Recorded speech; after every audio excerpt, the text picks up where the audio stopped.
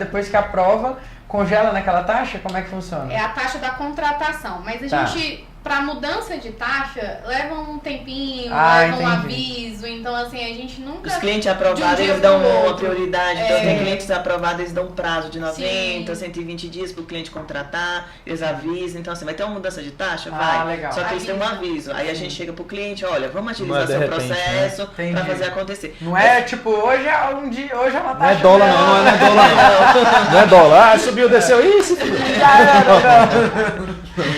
A gente tem tempo hábil para contratar com a taxa anterior, se tiver uma mudança. E a gasolina subiu, corre pro posto. Não, e uma coisa assim que eu também falo muito, que teve assim, a gente falando, né, de mitos e preconceitos que a gente já viveu nesse mercado de financiamento, foi do processo no começo de obra financiada ser um pouco mais burocrático. Querendo ou não, eu falo, gente, de experiência própria, que o nosso primeiro processo foi um parto, porque realmente a esposa do nosso cliente engravidou no começo, engravidou foi no começo. Ela começou e planejou a casa, engravidou. E aí o neném nasceu quando a gente conseguiu fazer o processo dela. Então assim, mas não assim... Literalmente um parto. Um parto, foi. Antigamente foi. Só que aí o que acontece? Mudou muito. Eu sei que ainda é novo. Principalmente naquela época, isso aqui tem 10 anos, era super novo. Era tudo manual, e aí, né? Só que aí todo mundo fala assim, mas tem 10 anos que tem obra financiada e agora que o povo está se falando, tem, gente. Mas só que igual, por exemplo, o mercado financeiro não jogava energia para esse mercado de obra financiada. Foi jogar energia principalmente no mundo da pandemia. Eles viam que deu muito resultado, os clientes querendo sair de financiamento, de apartamentos, para ir para casas maiores, para poder ter um home office, para poder ter uma casa confortável, vendo, porque muitos pararam de viajar, igual a Rafa falou, parou de viajar, então parou de olhar para aquela cama ruim, começou a olhar para a cozinha ruim, então os clientes fez essa movimentação no mercado. Então o banco viu isso com bons olhos, deixou esse processo mais facilitado durante esse período da pandemia. Antigamente, a cada medição, para você ter uma ideia, o engenheiro precisava ir lá, tirar foto, levava 15 a 20 dias para soltar o lado, para a gente pegar aquela medição. Hoje não, hoje é a gente que tira foto como responsável técnico, monta uma planilha, que é nada mais que o nosso diário de obra, né, gente? Quem trabalha corretamente para receber do cliente, ele não tem que fazer uma planilha de levantamento de serviços. Total. Então, é uma planilha de levantamento de serviços para recebimento do seu cliente. Você faz aquela planilha, faz as fotos e envia para o banco. O banco libera. Então, a gente só tem 2 marcos que vai ter a presença mesmo da instituição financeira, que é com 30% e 85% de obra. Olha como facilitou. Total. Então, praticamente o cronograma de obra, a liberação está na sua mão. Sim. Então, todo mundo... E para muitas pessoas isso é novidade, porque isso mudou recentemente. Acho que tem 4 meses, 5 meses que mudou. Para quem não vive esse mercado, é super novidade. Pra gente que está aqui todo dia, para mim é notícia velha. Mas para quem não vive esse mercado, quem fez uma obra 2 ou 3 anos atrás, viveu essa dificuldade do laudo, de outras coisas, hoje a gente tem essa facilidade. Inclusive isso gerava um burburinho no mercado que era assim, olha, cuidado com a obra financiada, porque o que mais tem é obra que trava o dinheiro da pessoa.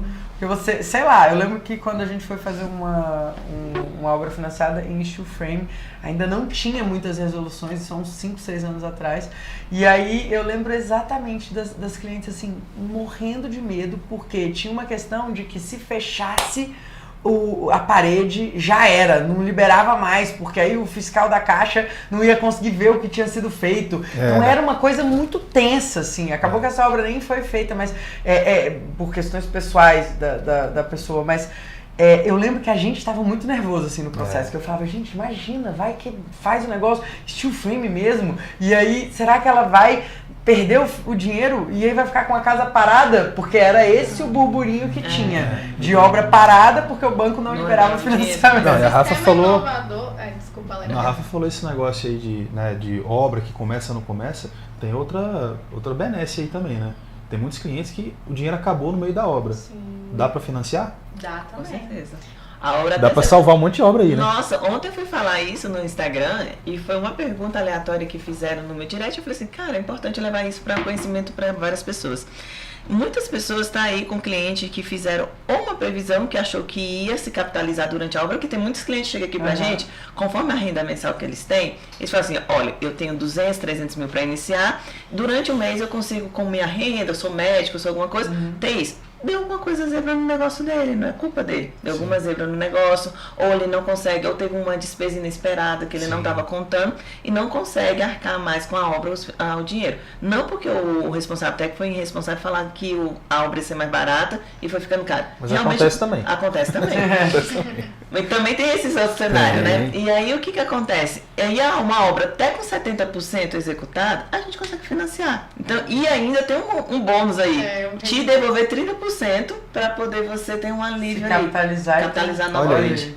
A gente teve muito caso de cliente que iniciou obra na pandemia, por exemplo. Um pouco antes da pandemia, a pandemia veio, aumentou o material, o cara falou, não dou conta. Parou. Quando voltou, já tinha tido alguns problemas, né? Gastou aquele dinheirinho que estava reservado, fez o financiamento e terminou a obra. Então, assim, como ele estava com a porcentagem abaixo de 70%, ele recebeu 30% de volta, né? Porque a gente consegue reembolsar até 30% e financiou o restante da obra. Então, apesar de tudo que passou, né, nesse período, ele conseguiu finalizar a obra dele. E muita gente não sabe disso. Acha que a construção, por exemplo, construção em terreno próprio ou aquisição de terreno em construção, é só obra do zero. E não é.